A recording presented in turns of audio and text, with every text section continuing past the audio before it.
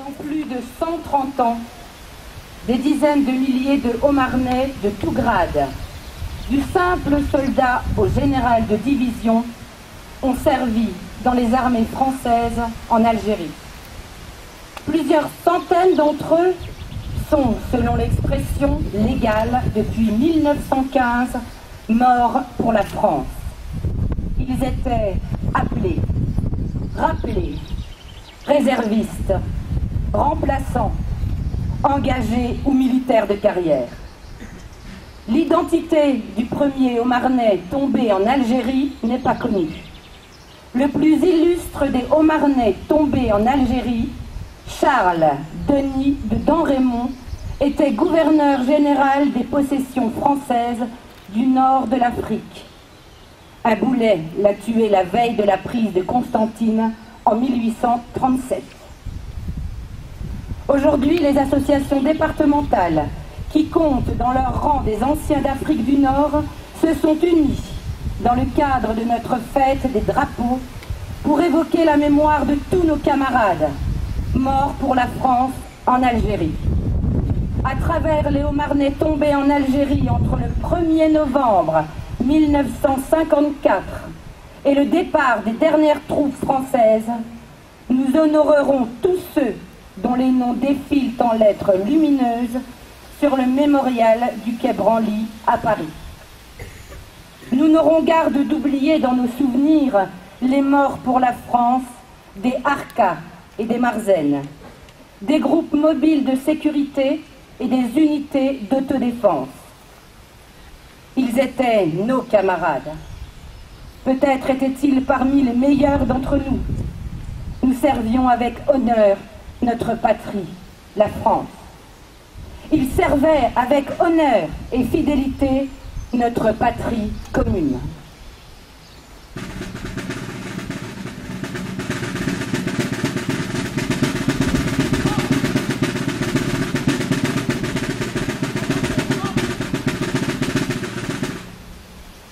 De 1952 à 1962, plus de 2 millions de jeunes Français ont été appelés ou rappelés pour accomplir leur service militaire.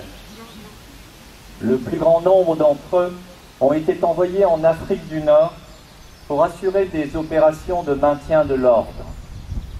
Au hasard des affectations, ils ont rempli avec courage et dignité les missions qui leur ont été confiées.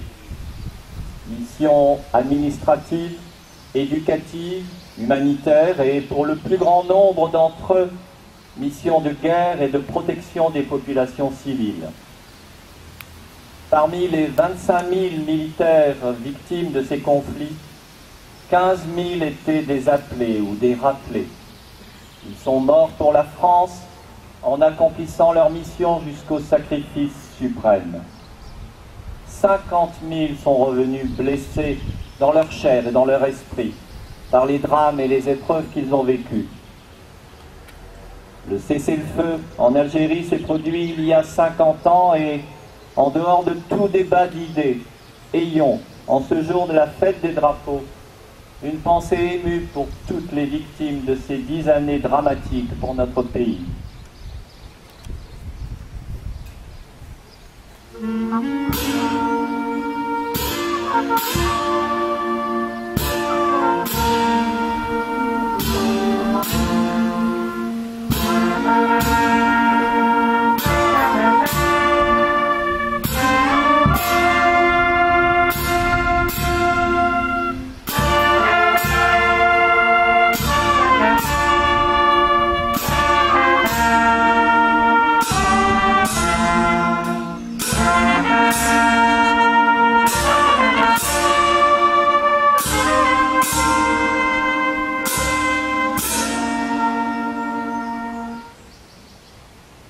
Plus de 120 000 Français de souche nord-africaine ont servi dans les unités supplétives de nature diverses.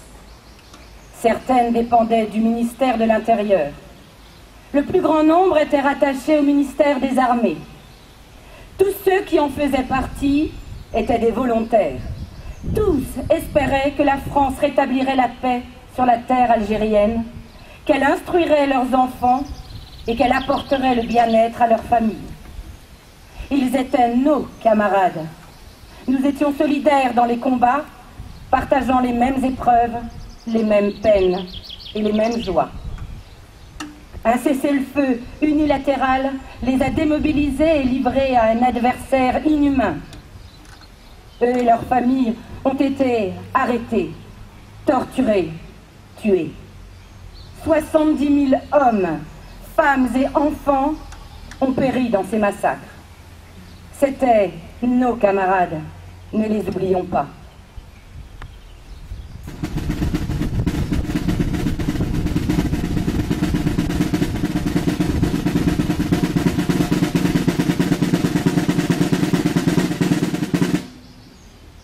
Pour honorer la mémoire des militaires engagés de toutes les armées, nous avons choisi d'évoquer la carrière d'un homme qui est haut-marnais de vieille souche par sa mère et qui est le petit-fils d'un des fondateurs de notre fête des drapeaux.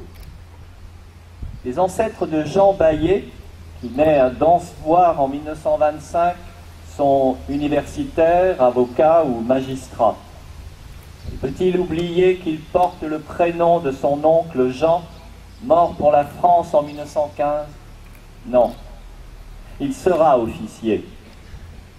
Admis à Saint-Cyr en 1946, il combat en Indochine de 1950 à 1954.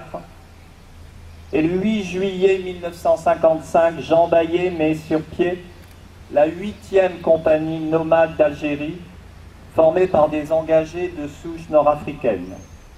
Il la commandera jusqu'à sa mort, des suites d'une blessure reçue le 24 mars 1958.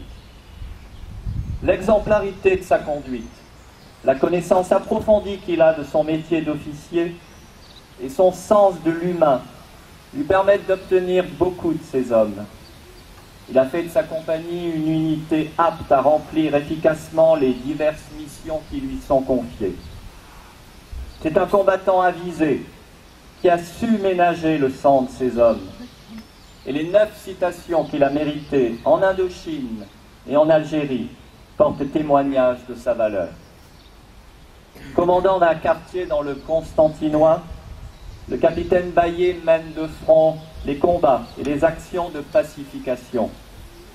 Sa connaissance de la population et de ses usages et de son milieu lui permet de l'arracher à l'emprise que les rebelles exercent sur elle.